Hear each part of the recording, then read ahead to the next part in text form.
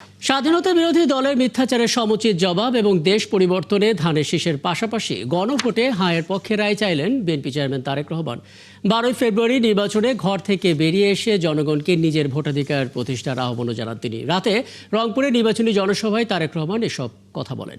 বিগত ফ্যাসিস্ট সরকার উন্নয়নের নামে লুটপাট করে দেশকে পিছিয়ে দিয়েছে অভিযোগ করে তিনি বলেন, ক্ষমতায় গেলে এই এলাকার মানুষের জীবনযাত্রার উন্নয়নে কাজ করবে বিএনপি। রংপুর থেকে শফিকুল হকের প্রতিবেদন।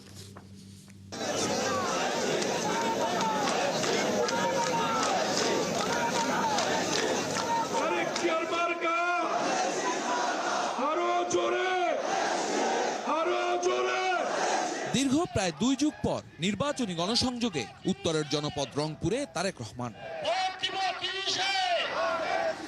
বিকেলে জনসভা শুরু হলেও বগুড়া থেকে সড়ক পথে নেতাকর্মী ও সাধারণ মানুষের শুভেচ্ছা ভালোবাসায় সিক্ত হয়ে তিনি যখন রংপুরের এই ঈদগাহ মাঠে পৌঁছান তখন ঘড়ির কাঁটায় রাত 8:30। এর অনেক আগে থেকেই দূর দূরান্ত থেকে আসা বিএনপি নেতাকর্মী ও সমর্থকদের উপস্থিতিতে জনসভা পরিণত হয় জনসমুদ্রে। শুরুতেই রংপুর বিভাগের সংসদীয় আসনে দলের মনোনীত প্রার্থীরা বক্তব্য রাখেন। আমরা এখন অপেক্ষা করে আছি 12 তারিখে জনগণের নির্বাচনের মধ্য দিয়ে, তাদের মতামতের মধ্য দিয়ে আমরা আমাদের নতুন নেতাকে এই বাংলাদেশের নেতৃত্ব প্রদান করব।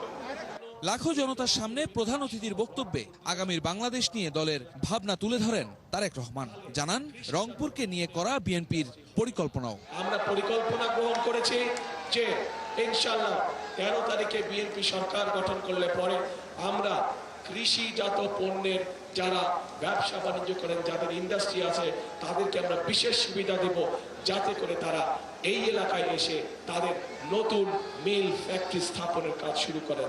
তার বক্তব্যে উঠে আসে ভোটাধিকার, গণতন্ত্র আর পরিবর্তনের বার্তা। শোনা যায় আন্দোলনের ভাষা, ভবিষ্যতের স্বপ্ন। এই নির্বাচনে আপনাদেরকে বেরিয়ে আসতে হবে ঘর থেকে। সেই নির্বাচনের ঘর থেকে বেরিয়ে এসে আপনাদেরকে আপনাদের অধিকার প্রয়োগ করতে হবে এবং এই অধিকার প্রয়োগ করার মাধ্যমেই আপনারা সঠিক ব্যক্তিদেরকে নির্বাচিত করবেন, যারা আপনাদের এই এলাকার উন্নয়নের জন্য কাজ করবে। বিএনপিকে জড়িয়ে যারা মিথ্যাচার করছে তাদের এক হাত নেন তারেক রহমান। আমার প্রশ্ন হলো, ভালো মানুষের সাথেই তো ভালো মানুষ থাকে নাকি? তাদের মানুষ যদি ভালোই হয়ে থাকে, তাহলে বিএনপি যদি খারাপ হয়ে থাকে তাহলে তারা ছিল কেন আমাদের সাথে পুরো 5 বছর? হয় এই দলটির মাথা খারাপ হয়ে গেছে, অথবা নিজের নেতৃত্ব সম্পর্কে নিজেই আবল তাবল কথা বলছে, ভুল কথা বলছে। কাজে সেই বিতর্কে আমরা যেতে চাই না। রাষ্ট্র সংস্কার ইস্যুতে দলের অবস্থান আবারও স্পষ্ট করেন বিএনপি চেয়ারম্যান তারেক রহমান। ধানের শীষে যেমন সিলটা দিবেন 12 তারিখে, একই সাথে আপনাকে যে দ্বিতীয় ব্যালট পেপারটা দিবে হ্যাঁ এবং না, সেখানে হায়ের পক্ষে দয়া করে আপনারা রায় দিবেন। মনে থাকবে তো? মানুষ পরিবর্তন চায়, আর সেই পরিবর্তনের পথ চলায় জনগণের অংশগ্রহণই হবে সবচেয়ে বড় শক্তি। নির্বাচনকে সামনে রেখে উত্তরের জনপদের এই জনসভায় তিস্তা মহাপরিকল্পনা সহ আগামীর বাংলাদেশ নিয়ে নানা পরিকল্পনা তুলে ধরে সেগুলো বাস্তবায়নে ধানের শীষে ভোট বিপ্লবের আহ্বান জানালেন বিএনপি চেয়ারম্যান তারেক রহমান। রংপুরের ঈদগাহ মাঠ থেকে শফিকুল হক, 71।